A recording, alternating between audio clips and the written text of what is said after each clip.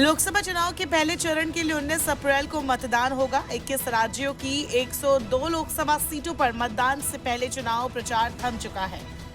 हालांकि चुनाव के ऐलान के बाद से अब तक एनडीए और इंडिया गठबंधन के नेता लगातार रैलियां कर इलेक्शन का नैरेटिव तकरीबन सेट कर चुके हैं। एनडीए जहां राम मंदिर, किच्चा तेवू, सनातन, भ्रष्टाचार और मोदी की गारंटी के साथ चुनावी मैदान में है, वहीं इंडिया गठबंधन मोदी फोबिया का नैरेटिव सेट करने की कोशिश में जुटा है। विपक्ष इलेक्टोरल बॉन्ड को लेकर बीजेपी पर हमलावर है। इंडिया गठबंधन के नेता लोगों को मोदी का डर भी दिखा रहे हैं। खास तौर से राहुल गांधी जनसभाओं में ये दावा कर रहे हैं कि अगर मोदी तीसरी बार देश के प्रधानमंत्री बने तो वो संविधान बदल देंगे। विपक्ष के नेताओं को निशाना बनाना, केंद्रीय एजेंसियों के दुरुपयोग को लेकर केंद्र सरकार पर लगातार आरोप लगाया जा रहा है। वहीं सनातन के खिलाफ विपक्ष है। राम मंदिर के न्योते को ठुकराने को लेकर भी बीजेपी विपक्ष पर हमलावर है। तो चलिए कुछ राज्यों का आंकड़ा देखते हैं कि कहां कौन से मुद्दे सबसे ज्यादा हावी रहे। बात करेंगे सबसे पहले पश्चिम बंगाल और असम की। यहाँ मुख्य मुकाबला टीएमसी वर्सेस बीजेपी का है। यहाँ प्रधानमंत्री मोदी की गारंटी के साथ बीजेपी चुनावी मैदान में है। टीएमसी ने बीजेपी को बंगाल विरोधी बताया है।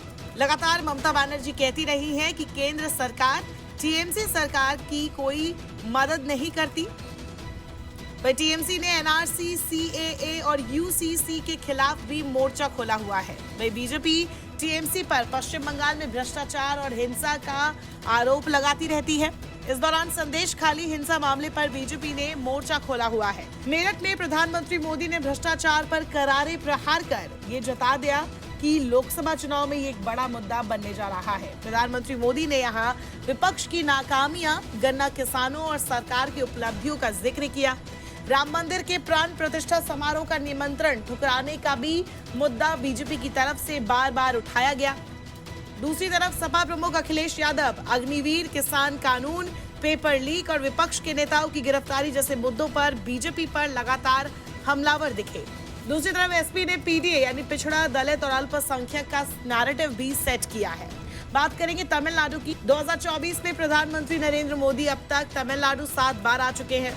इसी से पता चलता है कि दक्षिण में तमिलनाडु को लेकर बीजेपी कितनी फोकस्ड है। पीएम मोदी ने यहाँ किच्चा तेवू का मुद्दा उठाकर कांग्रेस को घेरा, जो कि इंदिरा शासनकाल के दौरान श्रीलंका को दे दिया गया था। सनातन का मुद्दा उठाकर डीएमके को भी बीजेपी लगातार घेरने की कोशिश में रही। इंडिया गठबंधन खास तौर से डीएमके बीजेपी को तमिल विरोधी बताती रही और बाहरी बताकर घेरने की कोशिश में रही। बात करेंगे बिहार की, तो यहाँ बीजेपी ने आरजेडी शासनकाल में हुए भ्रष्टाचार और जंगल राज जैसे मुद्दों को भुनाया। केंद्र सरकार की उपलब्धियां गिनवाई गई। नवरात्रि में तेजस्वी यादव के मछली खाने की वीडियो को भी आधार बनाकर मुद्दा बनाया गया। यहाँ बीजेपी परिवारवाद को लेकर भी लगातार हमलावर रही।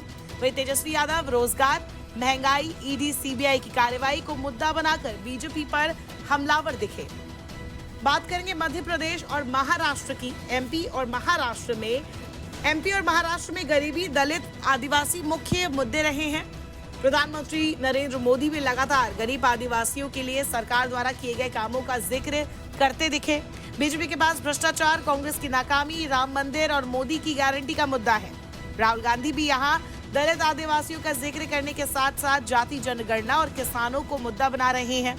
महाराष्ट्र में भी बीजेपी दलित, आदिवासी, भ्रष्टाचार और मोदी की गारंटी के साथ मैदान में उतरी है। वो इंडिया गठबंधन महाराष्ट्र में अग्निवीर, बेरोजगारी, महंगाई, आरक्षण, किसानों को मुद्दा बनाने में जुटी है। नमस्कार, मैं हूं मानक गुप्ता। अगर आपको हमारा ये वीडियो पसंद आया हो तो इसे लाइक और शेयर जरूर करें और हाँ, हमें सब्सक्राइब और फॉलो करना ना भूलें ताकि आप देश और दुनिया की कोई खबर मिस ना करें। तो जुड़े रहिए हमारे साथ और देखते रहिए न्यूज़ 24।